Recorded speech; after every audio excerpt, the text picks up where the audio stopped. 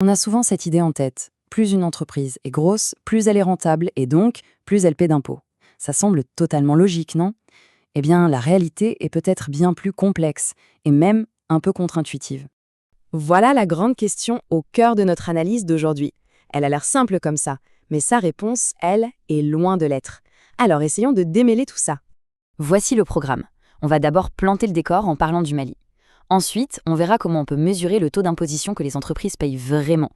Après ça, attention, on plongera dans la découverte assez surprenante de l'étude. Puis, on essaiera de comprendre pourquoi il y a un tel écart. Et enfin, on verra pourquoi tout ça est si important. Alors, première étape, le contexte. Et la question, c'est pourquoi le Mali? En fait, ce pays est un cas d'étude parfait pour observer un phénomène économique majeur qui touche beaucoup de pays en développement. Ce qui se passe, c'est que le Mali, comme beaucoup de ses voisins, est en pleine transition fiscale. Qu'est-ce que ça veut dire concrètement? Simplement qu'avec la baisse des droits de douane, l'État doit trouver de l'argent ailleurs.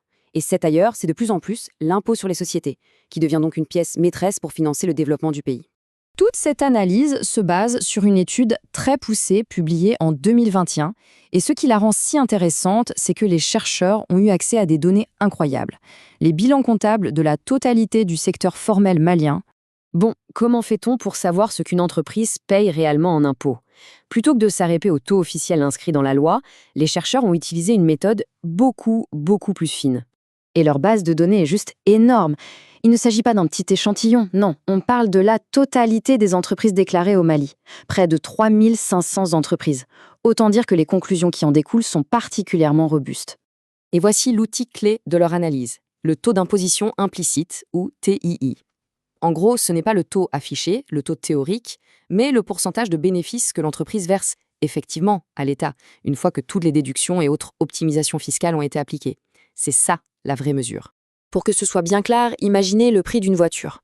Il y a le prix catalogue, celui sur l'étiquette, et puis il y a le prix qu'on paie à la fin, après la négociation, les remises, les bonus. Eh bien, le taux légal, ici 30% au Mali, c'est le prix catalogue. Le taux implicite, c'est ce qui est réellement payé à la fin.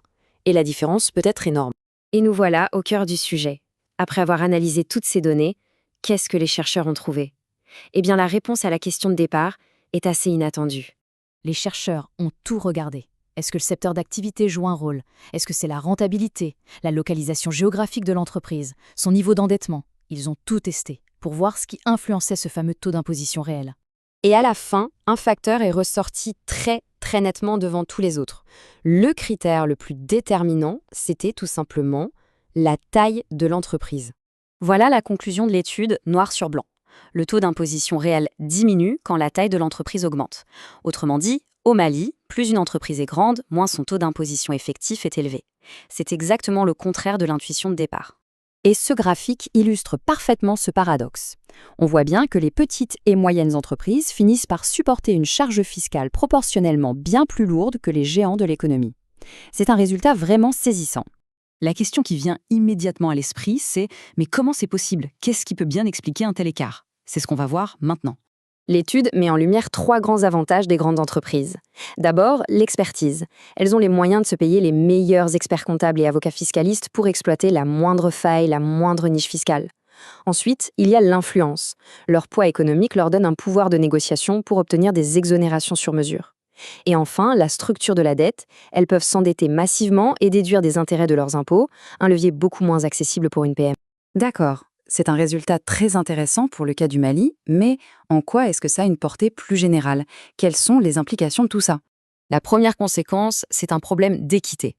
Un système fiscal qui, dans les faits, pèse plus lourdement sur les petits que sur les gros, est perçu comme profondément injuste. Et ça peut détruire la confiance dans l'État et le consentement à l'impôt pour tout le monde. Et ça nous ramène directement au point de départ. Si les plus grandes entreprises, celles qui génèrent le plus de richesses, contribuent proportionnellement moins, eh bien ça crée un trou énorme dans les caisses de l'État. C'est de l'argent en moins pour les écoles, les hôpitaux, les infrastructures. Bref, ça bloque la capacité du pays à se développer et à réussir sa transition fiscale. Et on termine sur cette question qui finalement résume tout le problème. Ce cas malien met en lumière une tension qui existe dans beaucoup de systèmes fiscaux à travers le monde. Comment un système peut-il à la fois juste et efficace s'il finit par demander le moins à ceux qui ont le plus? Ça laisse songeur.